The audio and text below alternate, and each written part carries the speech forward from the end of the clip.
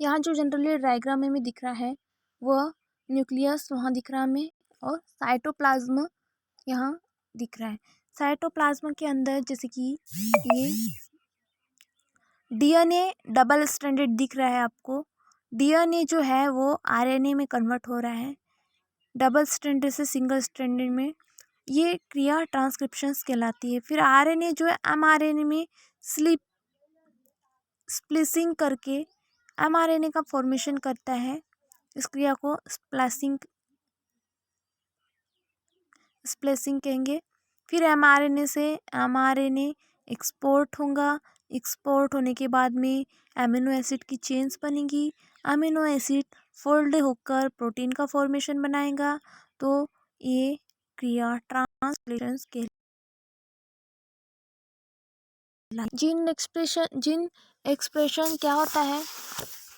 Gene expressions में जो multicellular जीवधारी है, इनका शरीर जो होता है वो लाखों कोशिकाओं का, हजारों कोशिकाओं का बना होता है।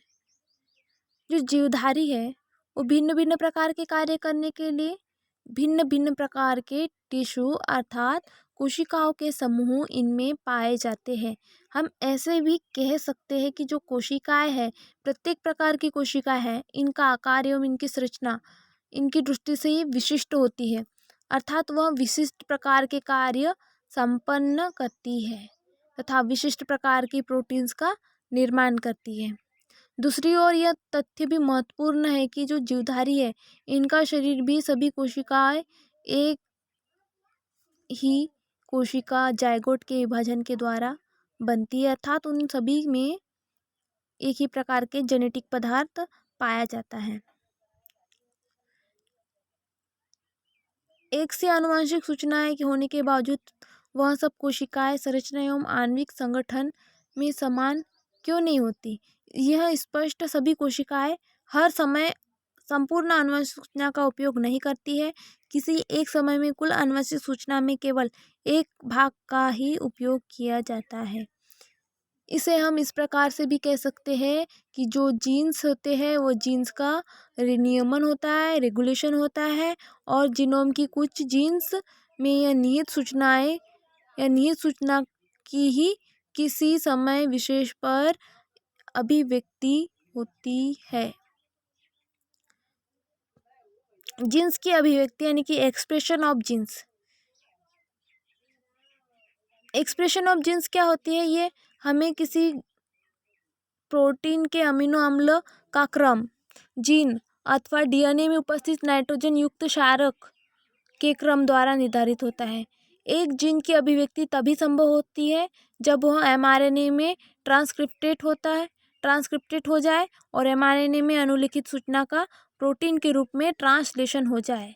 यह प्रोटीन एंजाइम किसी रासायनिक क्रिया विशेष को कैटालाइज कर दे।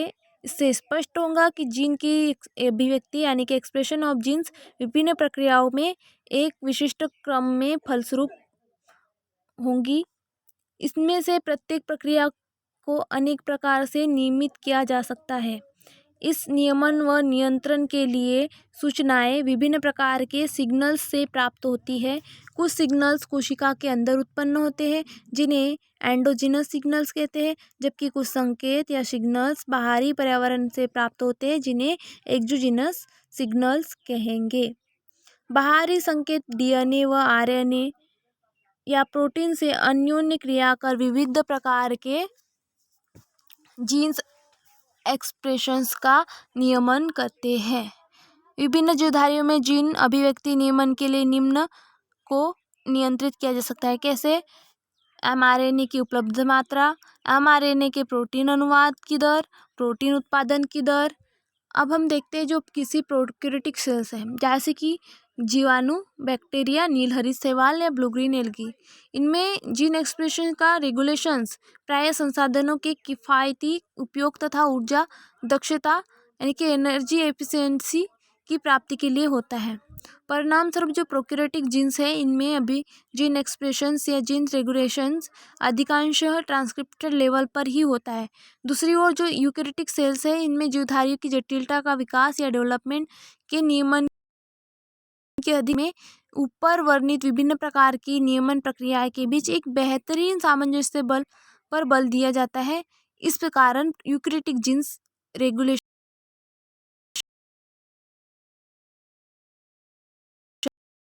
या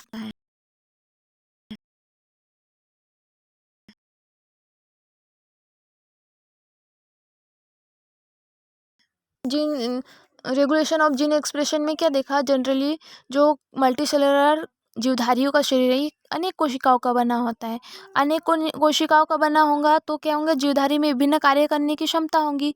अब इन विभिन्न कार्यों को संपन्न करने के लिए विभिन्न प्रकार के टिश्यूज अर्थात ऊतक यानी कि जो कोशिकाओं का समूह है ये इनमें पाए जाएंगे। फिर ये जो जेनेटिक इन्फॉर्मेशन है इनका ट्रांसफ़र करेंगे। फिर ये एक विशिष्ट भाग का इसमें जेनेटिक सूचनाओं का जो उपयोग है वो किसी कोशिकाओं का हर समय आनुवंशिक सूचनाओं का उपयोग नहीं करेगी, बल्कि क्या करेगी, ये किसी समय में कुल आनुवंशिक सूचनाओं में से केवल एक भाग का उपयोग किया जाएगा।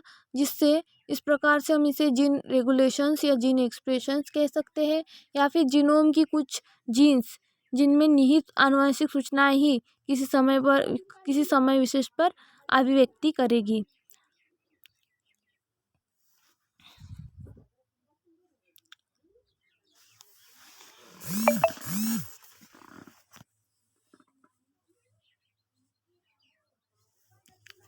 इसके बाद जो जीन एक्सप्रेशन या एक्सप्रेशन ऑफ जीन है वो क्या, इसमें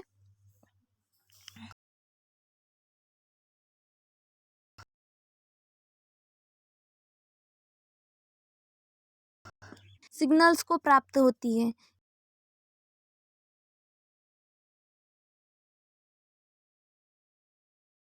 विभिन्न होते हैं कुछ सिग्नल्स, उसे हम क्या कहेंगे, एंडोजीनस सिग्नल्स, क्योंकि ये सेल्स के अंदर हो रहे हैं इसलिए एंडोजीनस सिग्नल्स कहेंगे या अंतर्जात संकेत। दूसरे, जब सेल्स के बाहर या कुछ पर्यावरणीय इफेक्ट या इन्वायरमेंटल से जो प्राप्त होंगे सिग्नल्स, जिसे हम बहिर्जात संकेत या इसको बोलेंगे सेल्स के बाहर जो सिग्नल्स मिल रहे हैं उसे एक्सोजीनस सिग्नल्स कहेंगे। जो एक्सोजीनस सिग्नल्स है वो डीएनए या प्रोटीन से इंटरेक्शन कर विविध प्रकार के जीन एक्सप्रेशंस का नियमन या रेगुलेशंस करते हैं। इस प्रकार से जीन एक्सप्रेशंस या रेगुलेशन होता है। अब जीन एक्सप्रेशन या रेगुलेशंस में प्रोकैरियोटिक सेल्स आएंगे। जैसे प्रोकैरियोटिक सेल्स में जो बैक्टीरिया है, ब्लू ग्रीन एल्गी है, इनमें जीन एक्सप्रेशन या रेगुलेशन ऑफ जीन एक्सप्रेशन कैसे होगा, संसाधनों में किफायती उपयोग तथा ऊर्जा की दक्षता के लिए ही होता है। जिससे क्या होगा, प्रोकैरियोटिक सेल्स में रेगुलेशन ऑफ जीन्स का जो ट्रांसक्रिप्शन लेवल पर इसका अधिकांशतः नियमन होगा। और दूसरी ओर जो यूकेरियोटिक सेल्स होंगे इनमें कैसे होगा, जीवधारियों की जटिलता एवं विकास के नियमन में इनकी आवश्यकता के कारण इनमें ऊपर विभिन्न प्रकार की नियमन प्रक्रियाओं के बीच एक बेहतरीन सामंजस्य बल बन जाएगा। जिससे इस कारण यूकेरियोटिक जीन्स रेगुलेशन या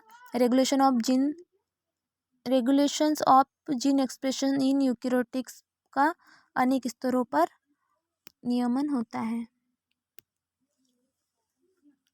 अब ये जनरल जीन एक्सप्रेशंस या रेगुलेशन ऑफ जीन एक्सप्रेशन हो गया। जीन एक्सप्रेशंस में क्या, जीनोम की कुछ जीन्स में निहित आनुवंशिक सूचना की ही किसी समय विशेष पर अभिव्यक्ति होना जीन्स का रेगुलेशंस या रेगुलेशन ऑफ जीन कहलाता है। रेगुलेशन ऑफ जीन एक्सप्रेशन कहलाता है। रेगुलेशन ऑफ जीन एक्सप्रेशन में एक दो प्रकार थे, जैसे कि regulation of gene expression in prokaryotes, regulation of gene expression in eukaryotics. ये दो प्रकार से इनमें हम देख सकते हैं। तो प्रोकैरियोटिक्स में gene expression regulation of gene expression कैसे होता है और यूकेरियोटिक्स में gene regulation of gene expression कैसे होता है, ये हम नेक्स्ट वीडियो में देखेंगे, जिसमें gene regulation of gene expression के टाइप या प्रोकैरियोटिक्स एंड यूकेरियोटिक्स जीन एक्सप्रेशन से रेगुलेशन ऑफ जीन एक्सप्रेशन देखेंगे। ये हो गई gene expressions, regulation of gene expressions. Thank you.